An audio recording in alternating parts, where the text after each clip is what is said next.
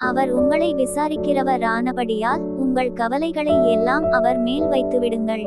1 பேதுரு 5:7. Cast all your anxieties on him, because he cares for you. இந்த வசனம் நமக்கு ஒரு பெரிய ஆறுதலும் நம்பிக்கையும் தருகிறது.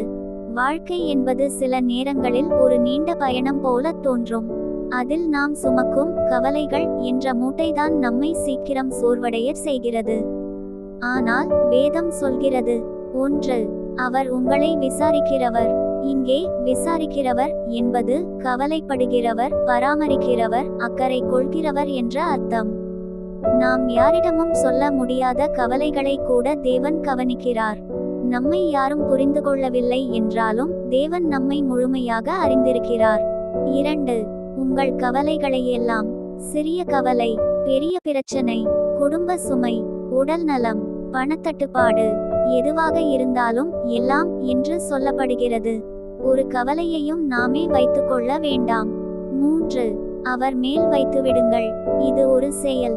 கவலைப்படாமல் இருப்பது மட்டும் போதாது, அதை தேவனிடம் ஒப்படைக்க வேண்டும்.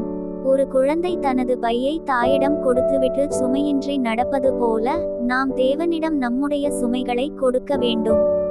ஒரு ஊரில் ஒரு முதியவர் தலையில் ஒரு பெரிய மூட்டையை சுமந்து கொண்டு சாலையில் நடந்து போய்க் கொண்டிருந்தார்.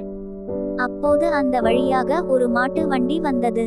வண்டிக்காரர் அந்த முதியவர் மேல் பரிதாபப்பட்டு, ஐயா, வண்டியில் ஏறிக்கொள்ளுங்கள் என்று அழைத்தார்.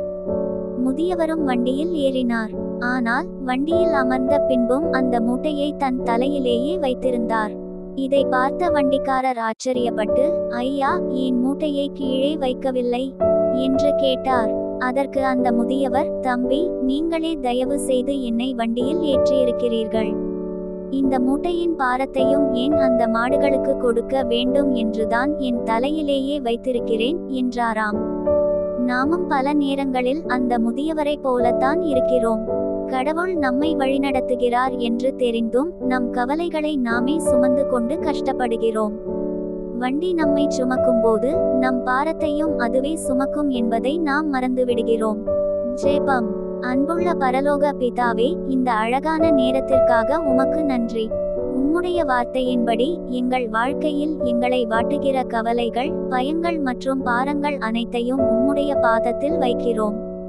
நீர் எங்களை விசாரிக்கிறவர் என்பதற்காக உமக்கு நன்றி. அந்த முதியவரை போல பாரத்தை நாங்களே சுமக்காமல் உம்மை முழுமையாக நம்ப எங்களுக்கு உதவி செய்யும்.